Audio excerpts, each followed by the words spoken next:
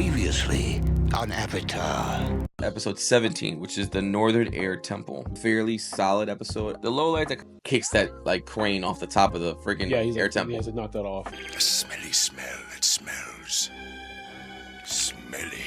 Highlights. They're gonna modernize it in a way that makes sense for them.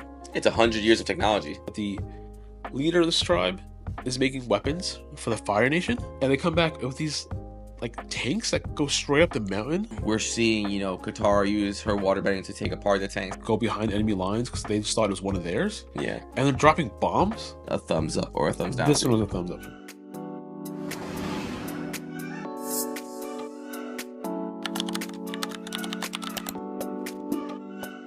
What's up, everyone? I'm Joel, that's Steve, and that's Cash, our Appa, and this is Avatar the Better Than Never Bender, episode 6.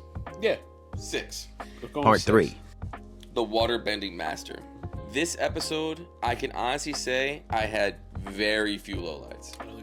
It feels like we're preparing for something. Yeah. As much as this isn't a part of the final 2 episodes, it feels like it's leading very much into those final 2 episodes. It's giving us that, first step into that world. Steve, hit us with your highlights. So, my first highlight is this is Zhao taking over the main villain role. Mm-hmm. Zuko had his kind of doubts leading up to this, a couple episodes ago. You kind of see him second guessing everything. So I kind of see where that's shifting already, where his narrative is shifting. Mm-hmm. So it is nice seeing somebody else kind of take that position as the main bad, and now he's fully involved in capturing Aang and bringing Avatar to Ozai, and it was nice to see that shift on the Fire Nation side of it. Another thing I have is when they pull up to the Northern Water Tribe, it is gorgeous. It is completely made of ice. It's cool as hell. They're using the water bending to shift the ice around to even enter the temple. It was awesome. These great cinematic shots of this huge grand temple and these tall buildings. Everything's made out of ice. It was sick. It was awesome. Don't know if I really like this, the whole woman forbidden thing. But on the back of that, you do have Katara being a positive figure and fighting against it. And she stands up for herself and women in general.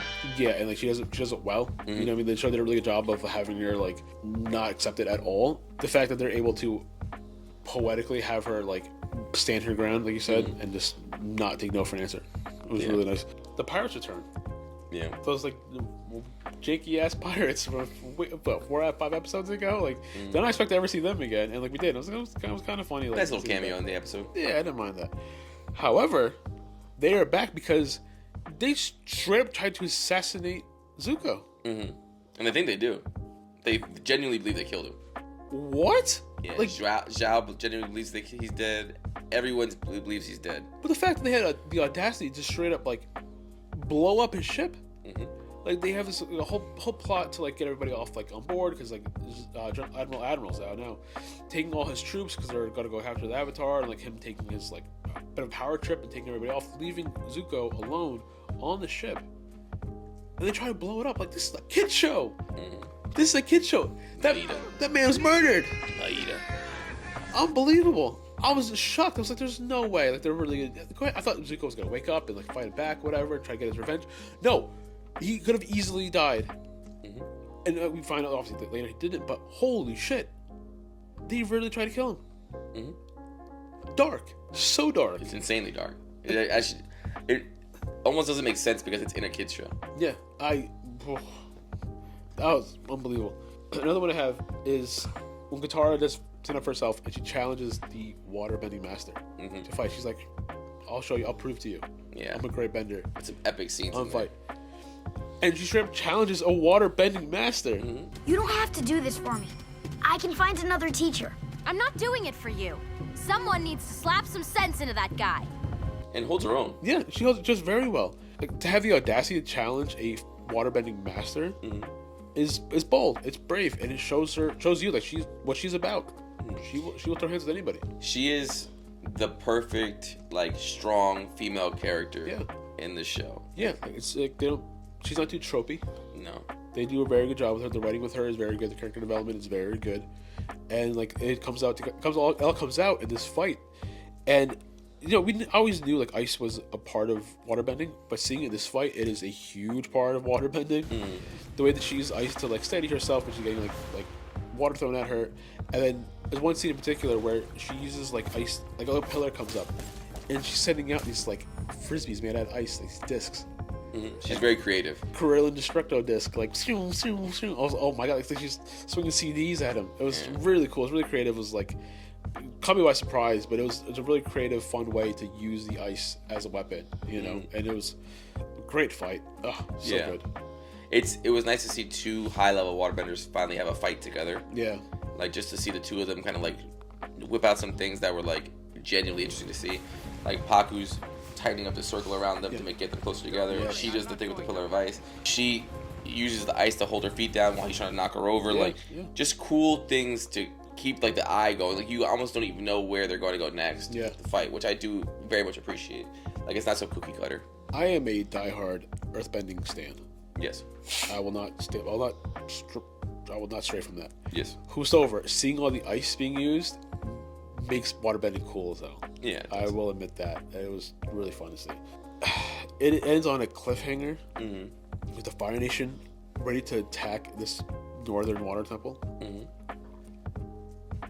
Great way to end the episode, because this is like, I know this is the finale's coming up, and like this is a perfect bleed to it. Like a nice little segue right into that. Yeah, perfect. Yeah, a perfect segue into this big fight's happening, and like you're laying siege to this, and like I'm very curious to see how they do it, if they do it, because we saw like how fortified they have this water temple with all the ice and everything, and they have to use the ice bending, water bending to even like get in. So I'm very curious to see like what their defenses are when it comes to like the Fire Nation.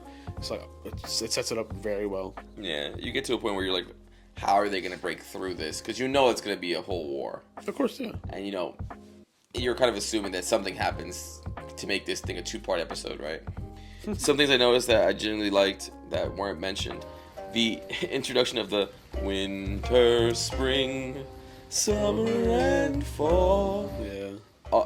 There's so many songs in Avatar that I genuinely just appreciate, and that's one of them. You do sing all the time. And this one in particular, it's played underneath the whole episode. I didn't catch that. Yeah, You so pointed like, it out to me. Yeah. there's points in the episode where you hear it like played in different instruments and stuff like that. Overall, just a very interesting touch. And also I have here, this show does a great job of challenging things like sexism and making it digestible for even kids to understand how bad it is. Yeah. Like last episode, we had the thing with, you know, the inclusion of someone being in a wheelchair and then making it digestible. Say like, look, he's still capable of doing a lot of things and not making it a big deal. The sexism thing with this, same thing. Like, it's, you know, we're seeing sexism blatantly, and they're going above and beyond to show us, or to show a child, like, listen, this is bad. Yeah. Girls can do the same thing guys can do, so on and so forth. Yeah. And I really appreciate that. Yeah, they do it like in a very well written way where they're able to challenge it. But the only low light I do kind of have, the Princess Yue connection is nice, but it seems a little out of left field because they barely know each other. Like, it's like this love at first sight situation, which I understand that she's clearly going through being, you know, betrothed to someone else and she doesn't want to get married to this person. But to fall in love with the first person you see outside of your village is kind of crazy. Maybe because like Sokka didn't know that she was betrothed to somebody else, that he was just like trying to flirt with her immediately and nobody else would because they know, or he didn't know. So it's like ignorance is bliss type of thing. She was welcoming it because it was the first time somebody was like pursuing her, besides like being legally obligated to. You know, It's a low light for me, but it's more like a neutral. yeah. I can't really say it's a low light of the episode. It's just something that, like, if I had to pick something, it's something that I was kind of like, I don't really get it. Overall, I think it was a very good episode. I didn't have many lowlights on that episode. No. Would you say it's a thumbs up or a thumbs down? Double thumbs up. Big I thumbs respect it up. heavily. Big thumbs up. But now that we've gotten to the end of these 3 episodes, Yeah. what would you rate these 3 episodes? They were solid. There was nothing holding them back, but there also wasn't too much, except for the last one, to really give it a high ranking. So I'm gonna leave these at like an 8. Okay, solid, standard. Solid, yeah. Just they were good. They were solid. Not too much like going forward, but out there I didn't like. You know, so I think 8's fair. I'm cool with an 8. Yeah. Honestly, like, I like that I think we've only really dipped below an 8 once. Possibly, I think that was the Great Divide. Yeah. So overall, like, we've been kind of on this like high, which I'm kind of appreciative of. I think if you have been at level 8 for this season, we might have to reevaluate again. Really. And next season, maybe we'll do the whole season as a rating. Yeah. And maybe we'll drop that down instead of having to go back through all the ratings. We can do that, yeah. But I think next season is genuinely a positive throughout most of the season. And I think that it's going to be an introduction next season, which I don't want to get too far ahead of myself. Yeah. Next season, we'll have a character that will end up being your favorite character of the show. Hell yeah. But on that note, let us know what you think, if you like the series so far. Let us know if you like the change.